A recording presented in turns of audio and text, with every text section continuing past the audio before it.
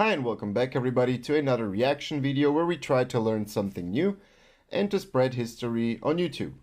Okay, so this channel was recommended a few times, so Kings and Generals, and I know about that channel and they make great videos. Every time when I watch a video that they put out, it's like watching a movie or a series or something like that. So today's video is called Cem Sultan, Ottoman Prince in the Heart of Europe. And yeah, before we, like the past few days, we covered the Second World War, and I just wanted to jump to another topic. And I also saw that this is a new video that I also didn't saw. They put it out yesterday. So I was thinking about covering this video because it's interesting. I don't know who Cem Sultan was. I'm hearing about that name for the first time, so it's going to be interesting. But I think it's kind of interesting to talk about the Ottoman Empire and the history of the Ottoman Empire, because we know about the Ottoman Empire only through its conquest in Europe or in Asia and so on, and not that much about the culture or a prince. So we know mostly about sultans, but not princes and so on. So I thought it would be interesting. As always, the original link for the original video is in the link in the description below. So please give them a view and a like. They really deserve it. And yeah, as always, I'm going to give my commentary and interesting stuff that maybe I know. And if you want to support this channel, you can hit the subscribe button and don't forget the ring, the notification bell. And you can also support me via Patreon.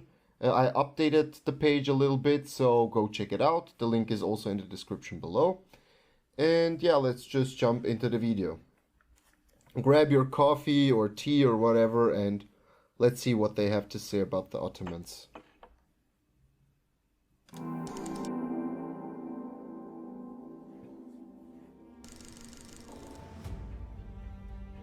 Mehmed II, conqueror of Constantinople, is remembered as one of the greatest warrior sultans of the Ottoman Empire.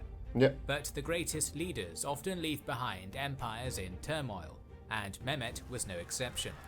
With his death, the Ottoman Empire would be plunged into civil war and left at its weakest since Timur's victory at Ankara.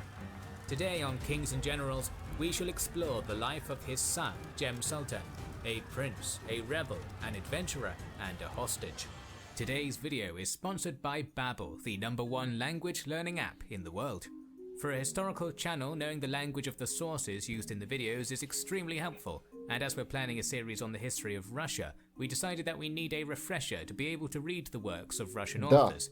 As it's impossible to work with a tutor right now, we decided to try Babbel, yeah, Russian and that is was hard. a great experience. Изучать русский язык весело. Unlike other language learning apps, Babbel is ad-free. Was it like, it do you teaches speak a language for Russian? real life, and with Babbel you can count on learning from people who have actual experience teaching languages. Studies have shown that just 15 hours of learning with Babbel is an equivalent of a semester in college.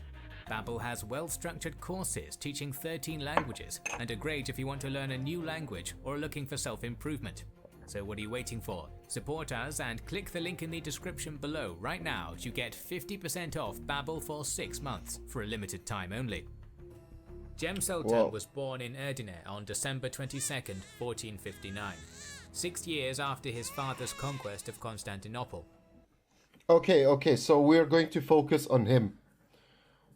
As I said, I don't know much about him, but I know about that era of the Ottoman empires, because the Ottoman Empire is a big topic in our high schools, or the things that we learn in our schools, because parts of Croatia were also conquered by the Ottomans, a big chunk, and the rest that was left was called Reliquia Reliquiorum, so the rest of the rest. That's like today's Zagreb and let's say the northern part of Croatia, like the bordering part with Slovenia. But yeah, anyhow. Okay, as he said, okay, so he said Cenk, Cenk. Okay, so he was born in 1453, 59. The fall of Constantinople was in 1453, and as he said, it was Mehmed II, the conqueror, or also known as El Fatih. I don't know if it's Turkish or Ottoman or Arab, because the Ottoman language was like a mixture of Turkish and Arab.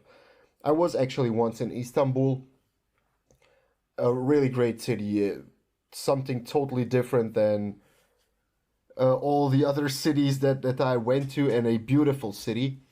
But yeah, Istanbul means the city of Islam in Turkish or Arabic or Osman in the Osman language, I'm not sure, but it means the city of Islam.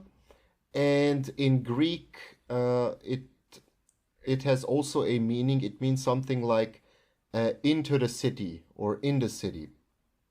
And with the fall of Constantinople in 1453, the Eastern Roman Empire stopped to exist. And the sultans, that's a funny thing that a lot of people don't know, is that the sultans called themselves like Roman empires, or yeah, Roman empires or successors of Rome, because they thought, yeah, we conquered the last parts of the Eastern Roman Empire, so we can continue with the title. So actually, Mehmed II was actually the first Muslim Roman emperor, if we want to look at that way. But yeah, let's just 1459, 6 years after his father's conquest of Constantinople. As Mehmed already had 2 sons, Bayezid and Mustafa, the arrival of a third and the question of succession greatly upset him. Yeah. The great Sultan even kicked his infant son's cradle in rage, with the ensuing fall possibly causing the squint Cem would be noted for throughout his life. Not nice. Still, Cem was brought up with all of the honours of a prince, quickly growing to be a favourite of his father and the Ottoman court. During Cem's early childhood, the Ottomans were far from secure in their power, with powerful enemies to the west, east and south. To the west, the Venetians, Hungarians and Albanians fought to resist Ottoman conquest and retaliated in the form of crusades. To the east, their powerful Karamanid Beylik remained a rival for dominance of Anatolia. Even Just a quick note. Okay, and this is oversimplified. So the Osmans, or like the origins of the Ottoman Empire, are approximately here, and then they, like, it was a really small country. It was a Beyluk, or I'm not sure how it's called in English, but something like Beyluk, and it was here. And as you can see, they expanded not only eastwards eastwards, but also westwards. And they first conquered those lands, like in today's Turkey, like all the Greek cities here and this part of Turkey today. And then they actually conquered this part of the Balkans. There's also a famous battle in 13, like we're now talking, as he's saying, like 1444. So like the middle of the 15th century or end of the 15th century. But in 1389 there was, somewhere around here, a little bit more westwards, was in 1389 there was the Battle of Kosovo, where the Serbian prince Lazar died, but also Murat I. So they successfully killed also the Sultan. Yeah, the Ottomans, after that, they started to conquer all the lands here in this part. They avoided Constantinople because Constantinople was a huge city with big walls, multiple layers of defense, and so on. So they conquered everything around, put some kind of a blockade of the city, and then eventually Mehmed II, the conqueror, El Fatih, took Constantinople and made it to Istanbul. And yeah, the Battle of Varna, 1444, the Christians lost to the Ottomans, and the Christians had like two times the size of the army, but they lost. Like the Ottoman army back then was devastating, like, and highly mobile and everything. After But let's go a little Karamanid bit Beylik remained a rival for dominance back. of Anatolia. Even after falling under nominal Ottoman vassalage in 1463, the Karamanids retained great power within their South Anatolian domain, launching several rebellions backed by the Mamluks of Egypt. But by 1466, Mehmed felt secure enough to turn back to conquering Albania. Back in Anatolia, 1468 would see the 8-year-old Cem given his first governorship in Kastamonu. Accompanied by his mother and 2 guardians, he was raised for rulership, receiving an education in Persian, Arabic, poetry, and the sciences. As the years passed, Cem came closer to the throne, as his eldest brother Bayezid had developed an addiction to opium, greatly enraging Mehmed. There was also the Byzantine concept of porphyrogenitus to consider. As Cem was the only son born while Mehmed was the reigning sultan, he would be the legitimate heir under the succession laws of the Eastern Roman Empire, a fact Cem would later use to strengthen his claim. Soon it was clear to everyone that the charismatic and popular Cem was becoming the favourite for succession over the gloomy Bayezid. In 1472 and 1473, he was even allowed to serve as regent, while his father and brothers were campaigning against the Akayunlu. When 40 days passed with no word of their whereabouts, rumours of Mehmed's demise even led the 12-year-old Cem to be crowned as sultan. News Really? arrived shortly Didn't know after that. his father had in fact been victorious at Osluk Belli, and that caused Cem to flee back to Kastamonu before Mehmed's triumphant return to Constantinople. But Mehmed made no attempt to punish Cem for this episode, and as Mustafa died of illness the next year, the stage was set for a succession showdown between Cem and Bayezid. This struggle would begin on the 3rd of May 1481, with Mehmed's death near Gebze. Despite the best efforts of Grand Vizier Karamanli, Okay, so Mehmed II dies. I know that Bayezid II will take the throne. Yeah, Bayezid II is taking the throne. Okay, so again about children in the Ottoman Empire. As we all know about all the European stories, when a king dies without male heir back then, like in the 15th century, we're not talking about Maria Theresia right now in her age, and Queen Victoria and so on, but in the 15th century, if there was an interregnum, so a vacuum on the throne, and if you didn't have children, that was a problem. So you always needed to reproduce your dynasty. Okay, so the Ottomans, we all know the harem, like multiple women for the Sultan. But it was also because of a practical point of view, because I'm gonna sound cruel and everything probably, but you could impregnate more women at the same time, which increases the likelihood of having a male heir. But on the other side, if you have too many male heirs, and there are different wives, like different mistresses and wives with status, and who was born first, who was the most educated, who is the fiercest warrior, whatever. So inside of the Ottoman Empire, it wasn't uncommon that after the death of the father, so the Sultan, the sons would clash and kill each other and execute each other just to gain the throne. And it was, let's say, a common practice. So the father dies, all the brothers fight for the throne, everybody executes each other, and then the strongest one retakes the throne. So it was back then a, let's say, normal thing.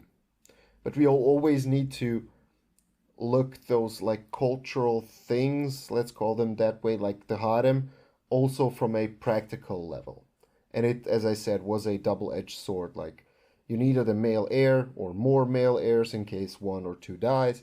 But if you have too many, a civil war could erupt. Death near Gebze. So they're probably going to talk about that. Despite the best efforts of Grand Vizier Karamanli Mehmet Pasha, a supporter of Cem, news of the Sultan's death spread quickly to the Venetians and then through them to the rest of Christian Europe, causing much rejoicing.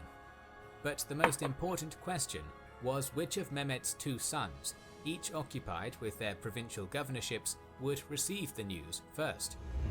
Karamanli Mehmet had immediately sent 3 fast riders to Konya, where Cem had served as governor since Mustafa's death, to give him a head start to Constantinople.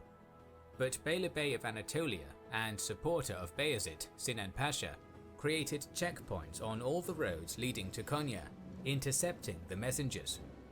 Meanwhile, his own messenger brought the same news to Bayezid in Amasya.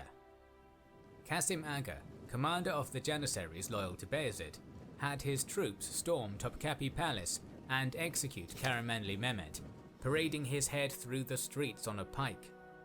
On May 20th, Bayezid entered Constantinople and was enthroned as Bayezid II. Cem had lost the race to Constantinople. But rather than accept this, he decided to fight. Cem portrayed himself as a people's sultan, who would end the oppression and taxation of the central state over the provinces, attracting the support of the Karamanids, local craft guilds, and minority religious sects such as the Alevi Shia. With his army of volunteers, he marched to the former Ottoman capital Bursa, where the garrison joined his ranks. Now boasting a strength of some 20,000, he sent his brother an offer. They would split the Ottoman Empire, with Bayezid to rule its European provinces from Constantinople, while Cem ruled Anatolia from Bursa. Fortified as he was.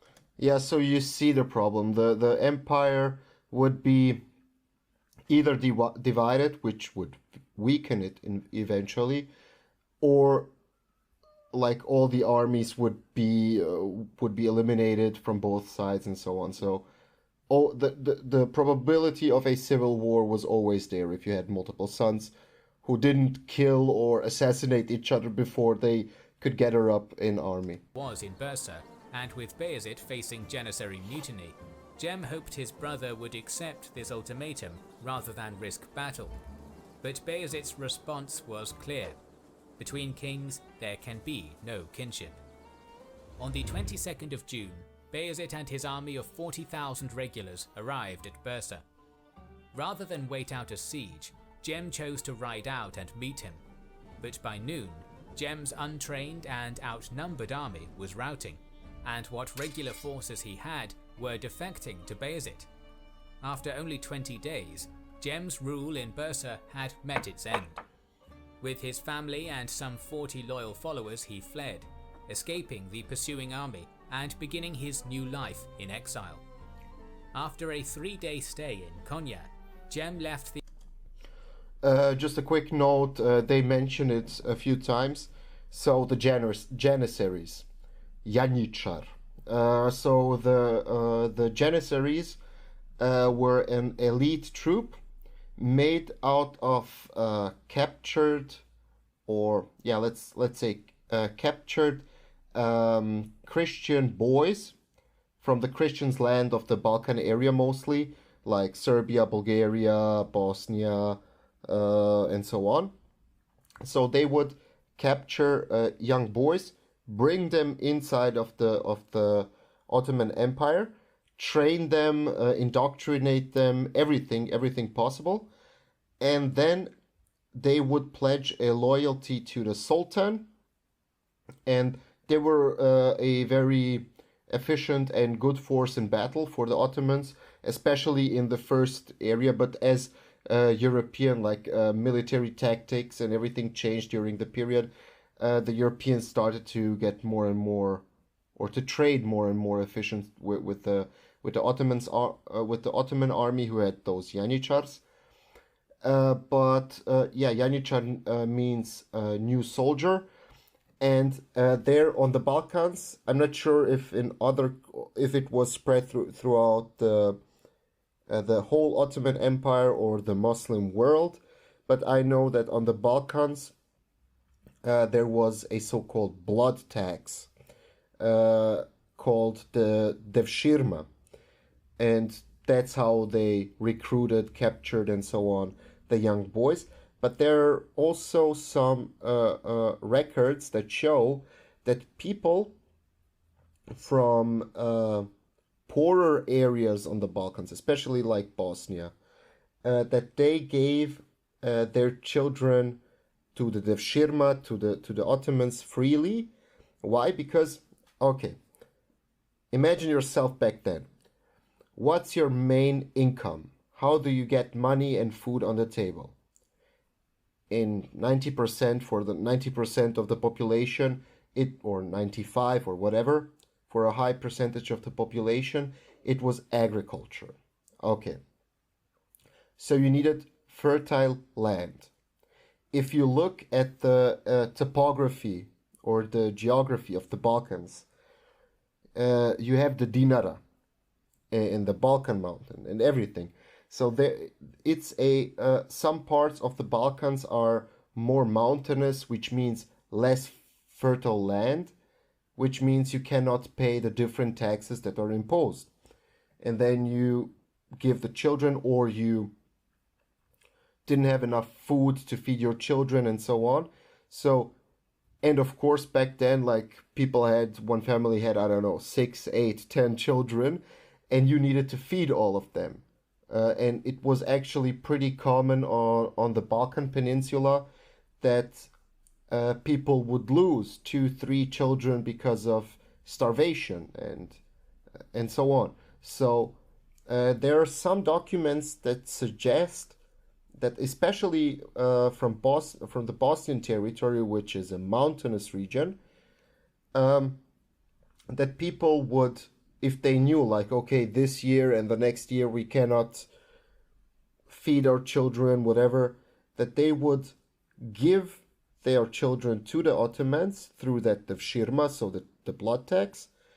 And they knew, like, the children would be better off, they would be fed and everything, and they could actually also grow in their rank. Maybe one of the most famous on the Balkans is, oh my God, Sokolovic. Was he Mehmet Pasha? I think the full name was Mehmet Pasha Sokolovic. Also Skenderbeg, the Albanian, who then switched sides. But yeah, just me rumbling. Okay.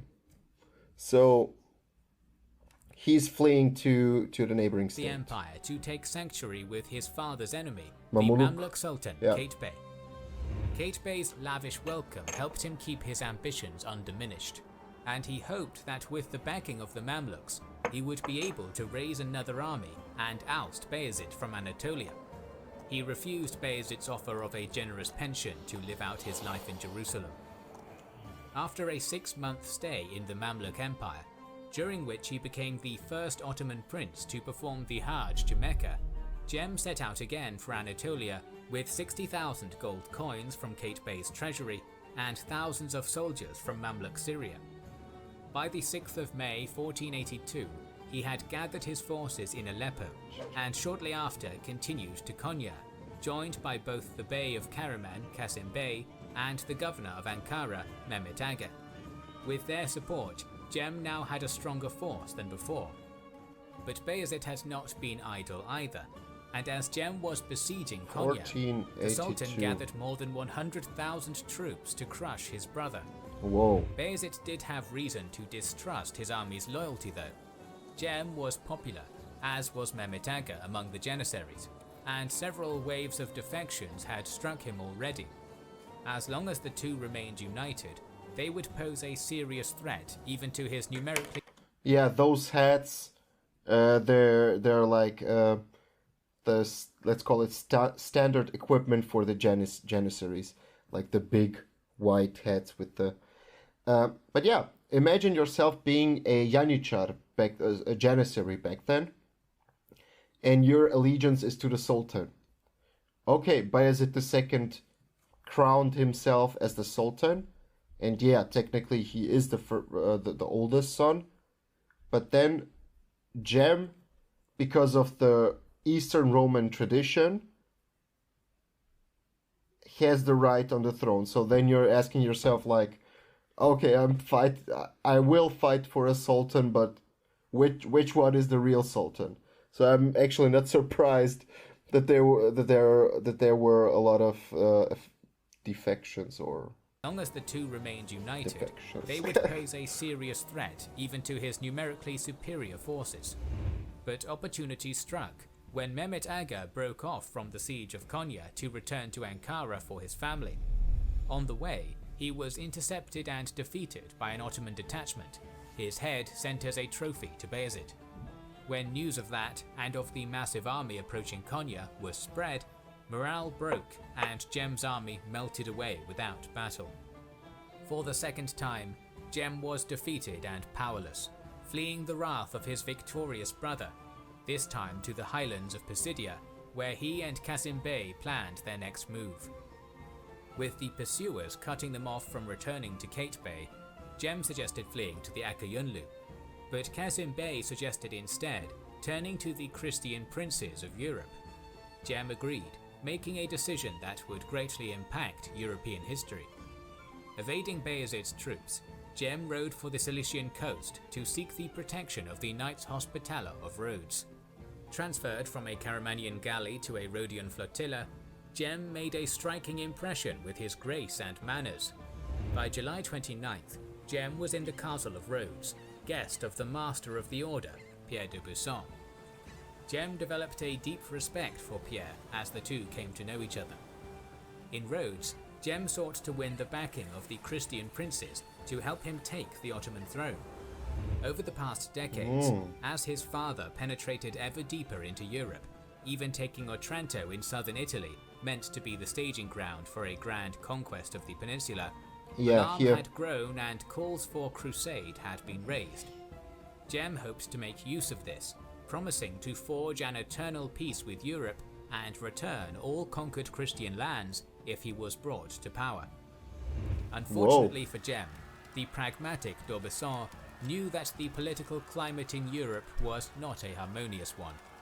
With the threat of Mehmed lifted, Italian states, including the papacy, were locked in incessant war with each other, as were the Holy Roman Empire and the Kingdom of Hungary under Matthias Corvinus, the Ottomans' fiercest European rival. D'Aubusson surmised that a crusade was unlikely, and that negotiation with Bayezid was more practical.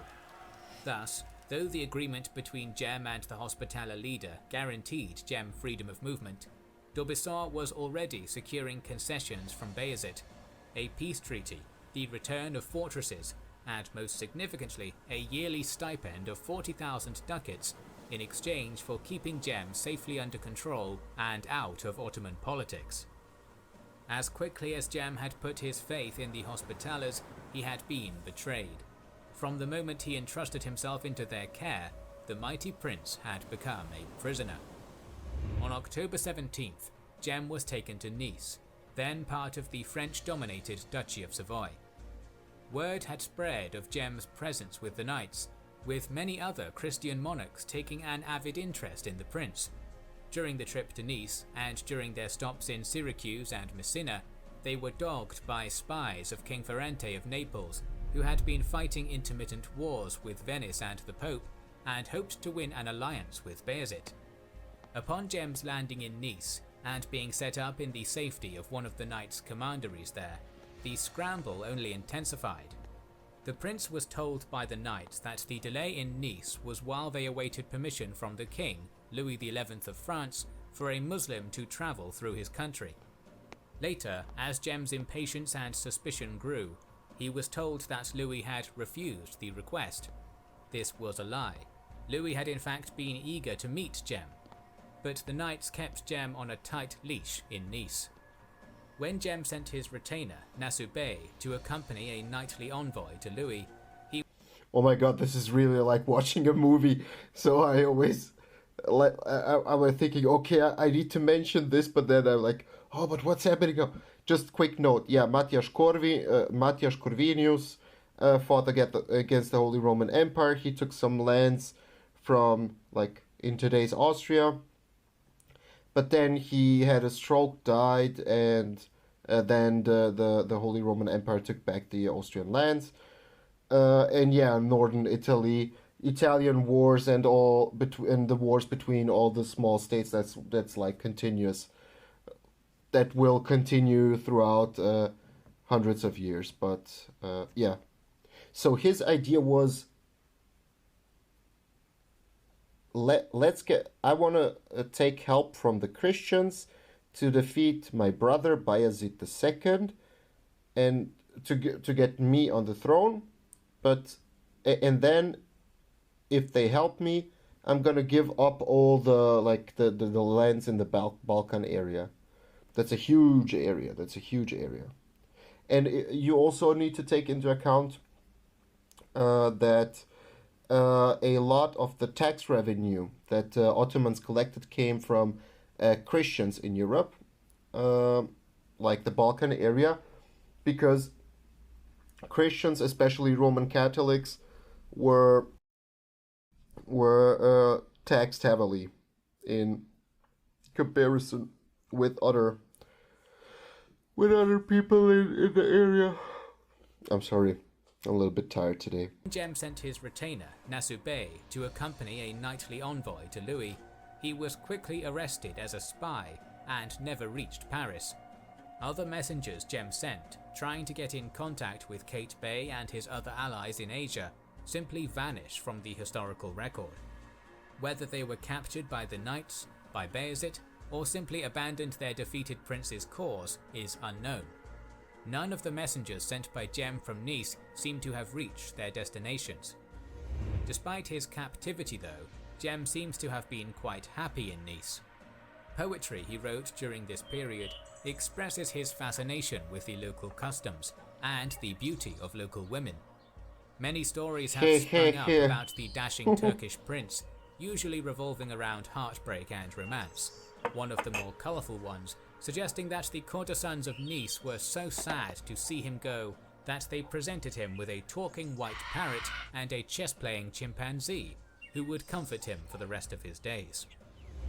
Cem would not be long in this gilded cage, however, 1484. after a few short months from Nice to Rosh Hashanah, where local legend says he fathered a child with the daughter of a local noble, Philippine. From there he was moved in early 1484 to Bourganeuf and then Bois-l'Ami, where he would spend 2 years. From Bois-l'Ami we get the story of La Dame Elenchon, a young woman named Jeanne, another noble daughter, who was also said to have had an affair with Cem. Finally he was moved back to a tower in Bourganeuf, built by the knights expressly to hold their valuable prisoner. There was reason for this heightened security. Numerous monarchs across the Christian world and I feel beyond kind of sad had for taken him. an interest in the knights' prize. Some, such as King Ferrante of Naples and Doge of Venice Giovanni Mocenigo, sought to win a closer relationship with Bayezid by using Cem as a pawn. Others, such as Matthias Corvinus and Pope Innocent VIII, had not lost hope that a crusade might be launched against the Ottomans, with Cem as its figurehead. The Mamluk Sultan Kate Bey offered to pay 20,000 ducats figurehead. Okay, so the Italians wanted to hand out Cem to Bayezid to maybe get some trade allowances inside of the Ottoman Empire or something like that, probably. And the Hungarian Matthias Corvinus and the Pope, they wanted to use Cem as a pawn in a crusade against Bayezid. Hope that a crusade might be launched against the Ottomans, with Cem as its figurehead. The Mamluk Sultan Kate Bey offered to pay 20,000 ducats for the knights to return Cem to his care. D'Aubusson accepted the money, but reneged on releasing Cem. The young Duke Charles of Savoy even attempted to free Cem, not for profit or crusade, but in honour of the friendship the two had formed when Charles came to visit this exotic prisoner in his lands. But all was for naught. The tower kept Cem securely imprisoned through both rescue and assassination attempts, as Bayezid seethed and the chance for a crusade slipped ever further away. The final step in Cem's long journey would be Rome itself. In 1488, Innocent managed to secure Cem after long negotiations with King Charles VIII of France by making the Archbishop of Bordeaux a cardinal, undercutting the efforts of an extravagant Hungarian embassy competing for custody of Cem. Cem would live out most of his remaining captivity in the Vatican. By this point, both Cem's grand plans to retake the So okay, all the political figures in Europe just used Cem as a political pawn in a political fight with Bayezid II. But which year is it? 1488. Rome, okay. and Innocent's hopes of crusade now seemed distant. Poetry Cem wrote in Rome, and the accounts of his main chronicler, Saduddin, show the once charismatic prince grow morose and regretful. Refusing attempts to convert him to Christianity, and despairing of ever winning the Ottoman throne, he begged simply to be allowed to return to a Muslim nation and live out his days peacefully as Bayezid had once offered. But it was far too late for such a life now. To Innocent he was too valuable, and to Bayezid too dangerous. 1490 would see both rulers attempt to end the long stalemate. Bayezid sent Cristoforo Castracano, a renegade Italian nobleman, to assassinate Innocent and Cem by poisoning the Vatican's main well, but the plot was uncovered and foiled by the Venetians. Innocent, on March 25th, convened a council before delegates of every Christian nation, seeking to finally start the crusade both he and Sixtus had hoped to make a reality. But the death of Matthias Corvinus disrupted both the council and the European balance of power, with the council's planned reconvention never occurring. As D'Aubusson had before, Innocent decided to instead profit by negotiation with Bayezid, receiving 120,000 ducats up front and 40,000 more yearly for Cem's upkeep. Rather ironically for a pope so set on the idea of crusade.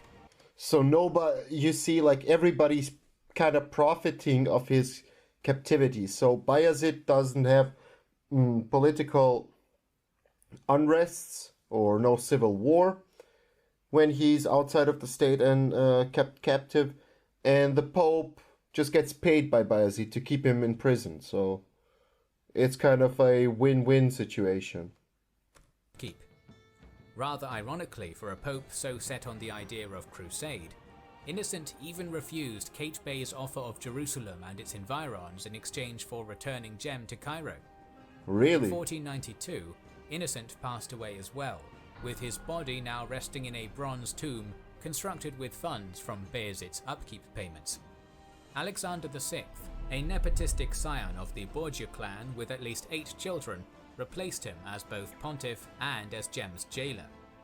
Cem's last few years of life were defined by the grand ambitions of another royal, King Charles VIII of France, who in 1494 invaded Italy on the basis of his dynastic claim to Naples. King Ferrante, who had dogged Cem's footsteps a decade prior, had... Just a quick note, also a big battle between the Ottomans and the Christians, back then, was the Battle of the Krbava Fields in 1493, and Krbava is somewhere here, approximately,